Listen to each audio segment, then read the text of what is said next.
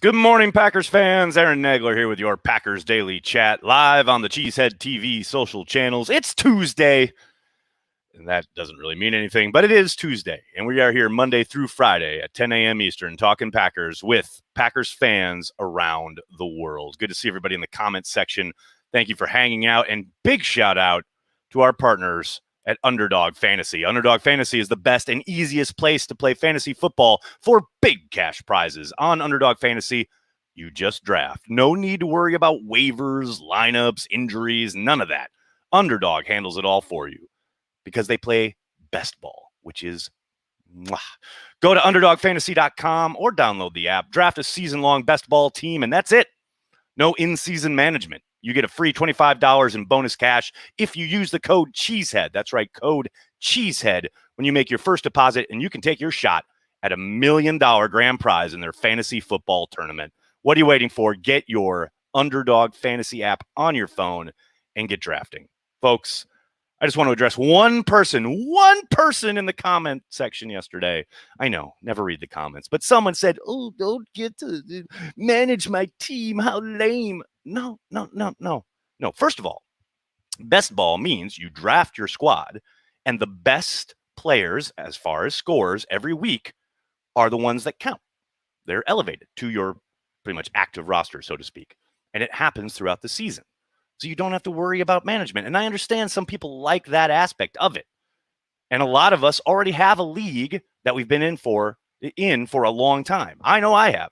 I've been in a league with the same people pretty much since the year 2000. That's a long ass time. That's a very serious league that I take very seriously. But I also want to just draft and have some fun and, find out some stuff here in July and August. And the best way to do that is to utilize Underdog Fantasy. Find out where guys are going. Find out what the general consensus is on players. Take a couple bucks, maybe you win $1 million. Sounds good to me. But, if you need to be a naysayer and you need to be a jerk, I understand. Different strokes for different folks. Everybody has some fun. Dig what you dig. That's what I'm about. I'm also about the people in the comments section here. Good to see everybody. Chase, good morning. How are you? Sauce Man, what's up, man? How you doing? Any updates on Eric Stokes and TJ Slayton? The only updates is that they haven't been arrested, and that's a good thing. You guys think I'm kidding, but I'm telling you right now, the only thing that matters is these guys show up to camp when the rookies report in a couple weeks. Other than that, there are no updates. There's no practices. There's no nothing. They are out living their lives, and God help us, please, Jesus, sweet baby Jesus. Just let them arrive safe and unharmed. That's all I want. That's all I need in life. Just want to hit the ground running when camp opens on July 28th. That's all I want. Nags about them strokes. Something like that. Nags, if I have to fight them, just let me know. No, Kyle, there's no fighting. Oh, man, I'm a lover, not a fighter. Ain't no need for blows. Everybody just get along, man. Dig what you dig. And if that ain't your thing, that's cool. You don't have to be a jerk about it. That's all I'm saying. It's pretty easy. All right, Nags, it's been too long. Great to have you back. Thanks, Dawson. Good to see you, buddy. I hope you're well. Hope you're having a good summer. I mean, before you know it, we're going to blink, and it's going to be training camp time, so soak in these final weeks, because then it's going to be all football all the time, and I cannot wait. Morning, Nags. What's the latest on BJ Raji's return? He's people too, right, Javier? Maybe that's what Aaron was alluding to when he was talking to Kenny Mayne and talking about the people, how the people make the franchise. Maybe he was alluding to the fact that there hasn't been a BJ Raji in the locker room, and they need him back. Clearly, I think that's what was happening. You've cracked the code. Aaron will retire a Packer, just wants his ego stroked. I think you could be right about that second part. Not so sure about that first part. I still tend to think Aaron will get traded eventually. But we'll see. Gentlemen, you can't fight in here. This is the war room. Good call, Jim. Nice. Well done. Ironic that Aaron beats Tom in a game where low score wins. Ooh, well done, Scott. I like it. I want to win against the Steelers so bad. Axel, it feels personal, but I get it, man. I get it, especially in Lambeau. Can't have them come in there and ruin the house. They travel well, too, so you know there are going to be a ton of Steelers fans in attendance that day. So the Packers got to represent. And Packers fans have to represent because there will be tons of terrible towels. You think I'm joking? I am as serious as a heart attack. There's no keeping them out. They will be there in force. 15 days until training camp. Go, Pack, go. TBM. That's what I'm talking about. Let's go. Hype man. What does the Packers' base defense look like, Nags? That's a really good question, Brandy, and I'm glad you asked. Because I've been seeing a lot of people. I know it's the summer and we all get excited and people talking about the defense taking the next step and being a top 5 unit and blah, blah, blah. And man, I'm just going to be happy if they line up right and execute their assignments correctly. History tells you the entirety of the NFL and the history that has paved our way to this moment will let you know that teams, building a new scheme, implementing a new scheme on the defensive side of the ball will take about a year to really get their groove. And that doesn't mean they can't be effective. It doesn't mean they can't be a good defense, because I think they can be. The potential is there. But I don't think it's going to be smooth sailing. I think people got to be ready for some hiccups along the way. As far as the base, I don't really know, dependent on, who they line up against offensively. I think that's going to probably dictate who gets sent out there as kind of a base defense. It could be 2 down linemen like we saw under Pettin. Could be 3. Could be the 2-4 configuration. I don't know. I think a lot is going to be dependent on who they face. But ultimately, I think your shell in the perimeter in the secondary is most likely. Now, we'll see what Stokes has to say about this in camp. But most likely in week 1, I would think you've got the guys you're used to. You've got Jair on one side, you got Kevin King on the other, and then Amos the Savage on the back end. Interior-wise, I think probably Barnes and Martin, though. I know free agency, undrafted guys, who knows who pops up there. And then up front, you got the Smiths and or Gary.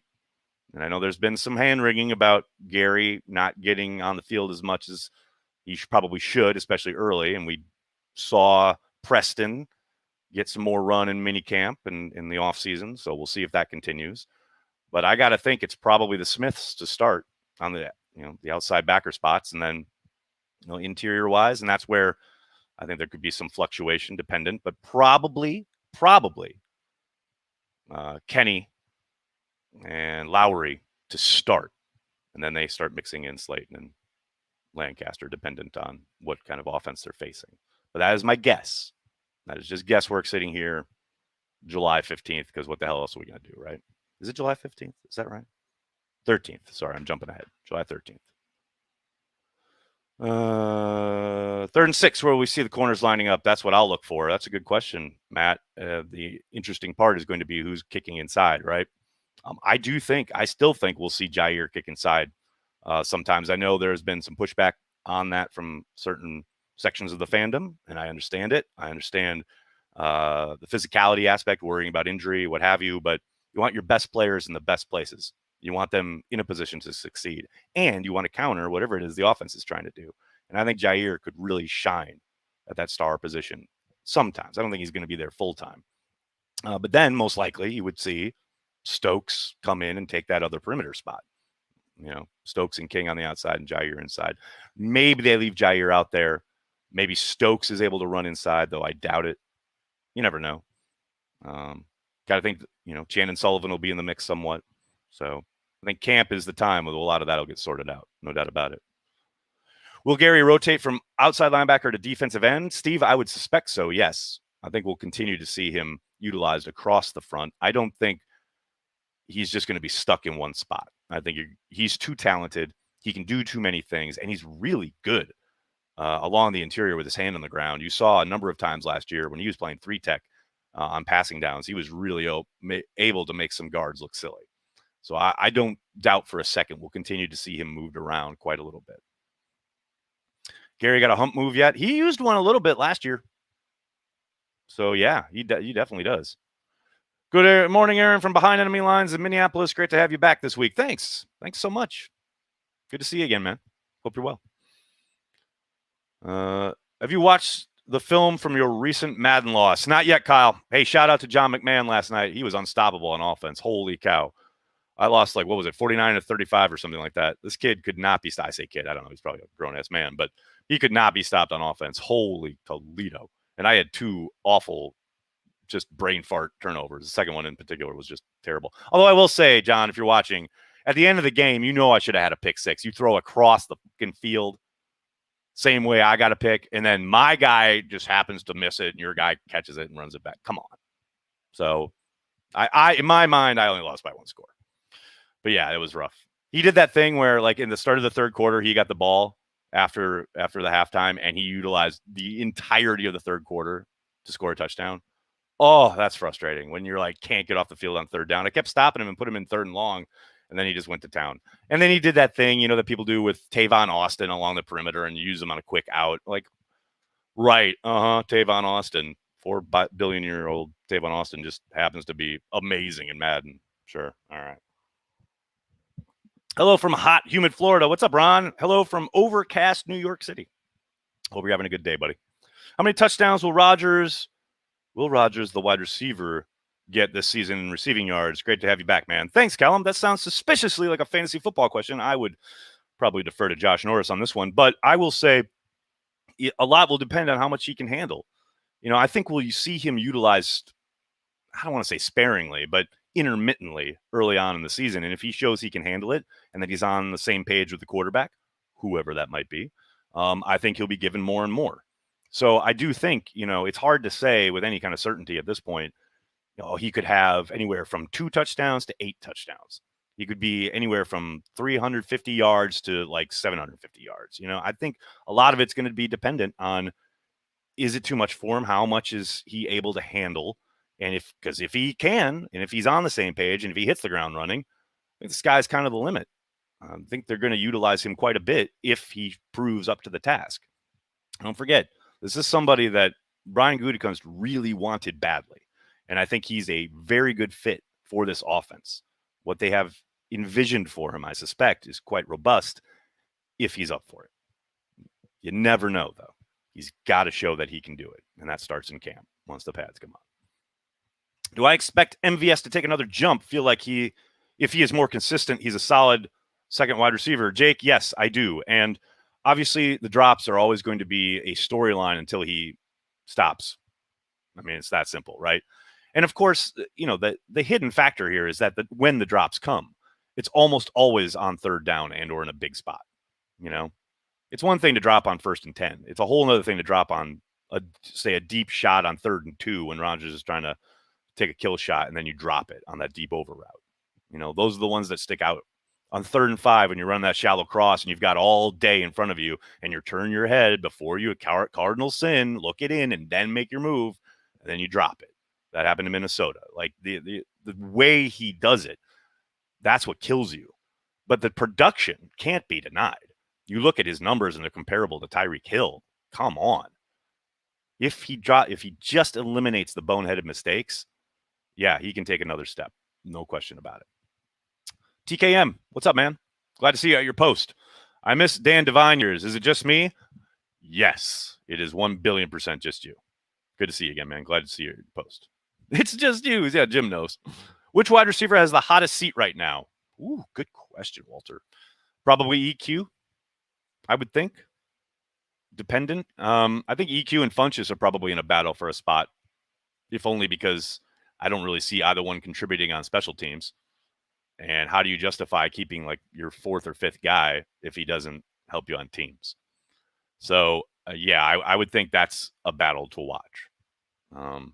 But to me, yeah, EQ is the one probably going to be fighting the hardest. Musso Steven, hello from the UK. What's up? Hello from New York City. Hope you're well. Can't wait to see what D-back looks like in training camp. Fred, crossing my fingers, man. I hope he's ready. I suspect he'll probably start with the rehab group, and they'll work him along. We'll see if he's ready by the time week 1 rolls around. I still think that's early, but he did look pretty damn spry during minicamp in the offseason. So fingers crossed. We'll see. I think MVS has a breakout season this year. Nick, from your tweet to God's ears, I hope so, man. I love this idea. I think he's got everything set up for him, especially the fact that he's heading into a contract year. Put up those numbers, man, and get the bag. I'm all for it. But it's up to him. He's shown that he can be productive in the system. Aaron has shown many, many times that he trusts the guy. Go get it, man. It's all out there for the taking. I kick ass 44. What's up, man? Thanks for the super chat. More impactful this year, MVS or Lazard? I mean, it really depends on how you define impactful, right? I think obviously MVS is probably set up to be more impactful on the stat sheet but I wouldn't discount the dirty work that Lazard does in this offense. There's a reason, he gets so much playing time.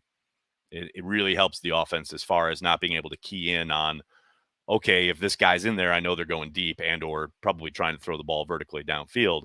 With Lazard, you don't really know. More often than not, he's going to eliminate whoever he needs to eliminate in the running game and or then able to release and get out in the passing game, however, whether it's intermediate or deep or what have you. So, I think MVS is the obvious answer here production-wise, but I would never discount what Lazard brings to the table. I miss the Forrest Gregg years. Okay, now we're just smoking crack on a Tuesday morning. Let's just dial it back. Dan Leisher, what's up, Dan? Hope you're well, man. I'm going to be in Milwaukee on August 6th for the Brewers game. So, dude, whatever you need to do, be there so we can tailgate. That's got to happen. He looked pretty spry slamming beers at the Bucks game as well. You damn right he did. That's what I'm talking about. Everyone forgets all the drops Adams had early in his career. Sandy, I don't think everyone forgets it. I think everyone at this point remembers it, but they don't trust history to repeat itself. But you're right, man. Twitter was littered with people who wanted to cut Adams his sophomore season. I mean, straight up cut him. So even his own teammates weren't really thrilled with Adams that year. So, yeah, I think patience is a big key. And I think MVS will pay the Packers off in spades for their patience. Indiana, Carrie, what's up? What will be the, quote, story of camp this year, do you think? Well, I mean, obviously it's about whether Aaron shows up or not, right? If he shows up, it's Super Bowl or bust. It's that simple. If he doesn't show up, it's all about Jordan Love.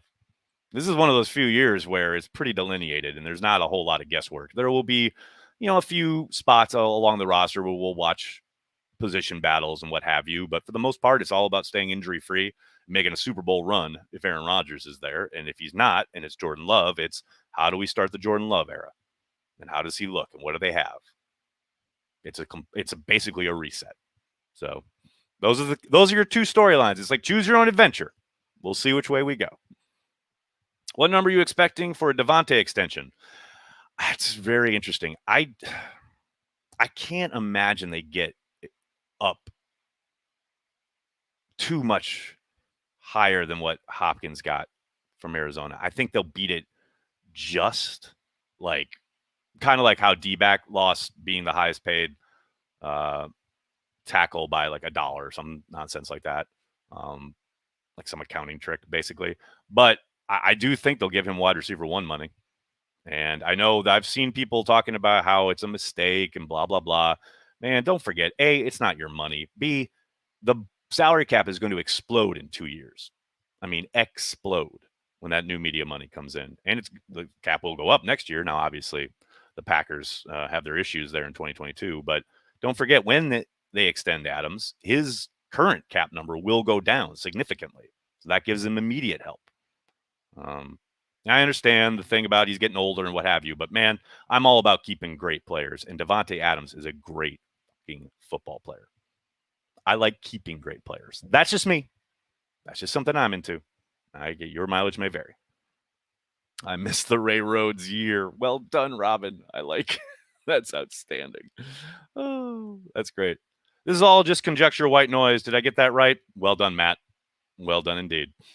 What's your prediction for guys on the O-line that make the roster?